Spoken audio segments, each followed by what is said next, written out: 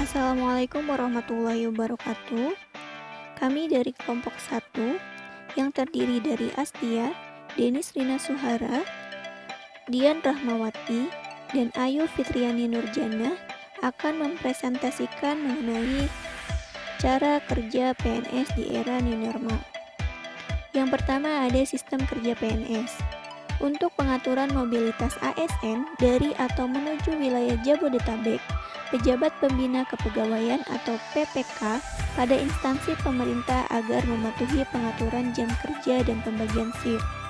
Sistem shift kerja yang diatur harus akuntabel dan selektif sesuai dengan persyaratan atau kriteria yang ditetapkan dalam Surat Edaran Menteri Pan-RB Nomor 58 Tahun 2020 tentang sistem kerja pegawai ASN dalam tatanan normal baru. Kemudian, dalam surat tersebut dijelaskan bahwa jumlah pegawai yang bekerja dalam shift diatur secara proporsional mendekati perbandingan 50 dibanding 50. Pengaturan jam kerja antar shift PNS wajib dilakukan dengan jeda minimal 3 jam. Shift pertama masuk antara pukul 7 sampai 7.30 dan pulang antara pukul 15 sampai 15.30. Kemudian shift kedua, PNS masuk antara pukul 10 sampai 10.30 dan pulang sekitar pukul 18 sampai 18.30. Selanjutnya harus memperhatikan status penyebaran COVID-19 di Indonesia dan untuk mengendalikan penyebaran COVID-19 serta mengurangi risiko penularan yang dapat terjadi di lingkungan kantor instansi pemerintah. Dipandang perlu untuk melakukan perubahan atas Surat Edaran Menteri Perdayagunaan Aparatur Negara dan Reformasi Birokrasi Nomor 58 Tahun 2020 tentang Sistem Kerja Pegawai ASN. Dalam peraturan perubahan tersebut bermaksud untuk menambahkan substansi untuk mengatur jumlah pegawai yang dapat melaksanakan tugas kedinasan di kantor maupun di rumah atau tempat tinggal berdasarkan data zonasi resiko yang dikeluarkan oleh Satuan Tugas Penanganan COVID-19. Peraturan jumlah pegawai yang dimaksud adalah sebagai berikut. Pertama, bagi instansi pemerintah yang berada pada zona kabupaten atau kota berkategori tidak terdampak atau tidak ada kasus, maka PPK dapat mengatur jumlah pegawai yang melaksanakan tugas kedinasan di kantor, yaitu yang biasa disebut dengan WFH, paling banyak 100%.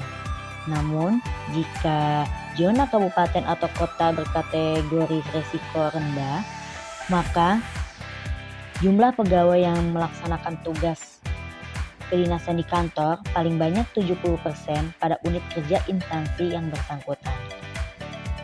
Kemudian, bagi instansi pemerintah yang berada pada zona kabupaten atau kota berkategori resiko sedang, maka jumlah pegawai yang melaksanakan tugas kedinasan di kantor atau WFH paling banyak 50% pada unit kerja instansi yang bersangkutan.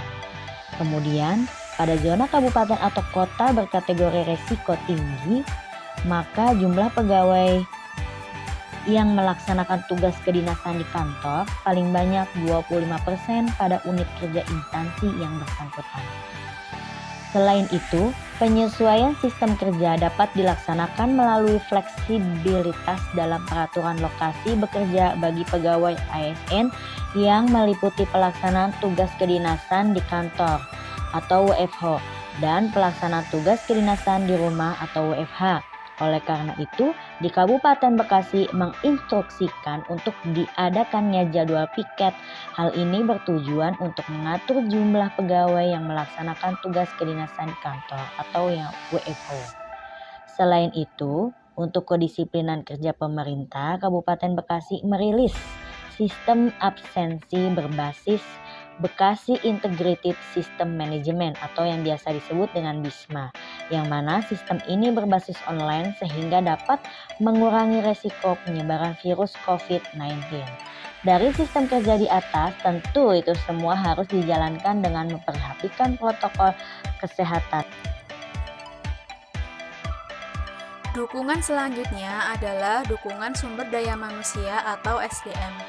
Dukungan ini memiliki 3 poin. Poin pertama, penilaian kinerja oleh pejabat pembina kepegawaian atau PPK.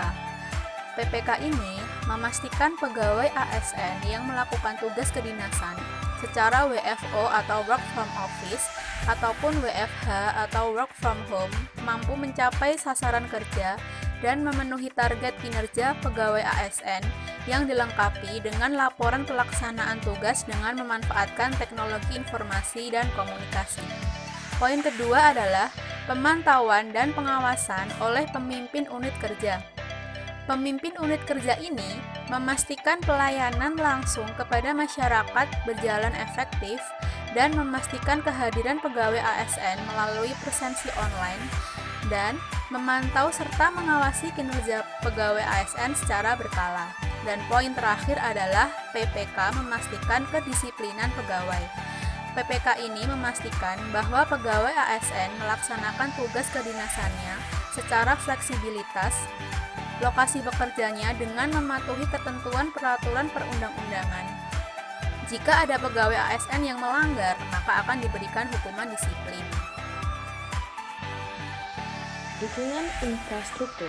Pejabat Pembina Kepegawaian atau PPK mempersiapkan dukungan sarana dan prasarana yang dibutuhkan ASN selama new normal, seperti tempat mencuci tangan sebelum masuk kantor, kemudian diberikan jarak antar meja kerja, dan sebagainya.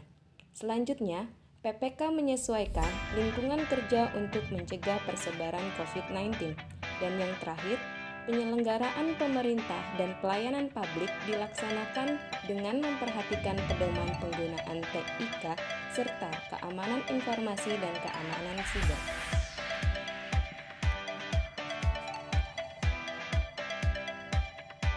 Kebijakan ini tertuang dalam Surat Edaran Menteri PAN dan RB nomor 58/2020 tentang Sistem Kerja Pegawai Aparatur Sipil Negara dalam Tatanan Normal Baru. Walau keadaan apapun, dimanapun, dan kapanpun, ASN tetap harus memiliki integritas tinggi. ASN disiplin, ASN prima, Indonesia bangkit.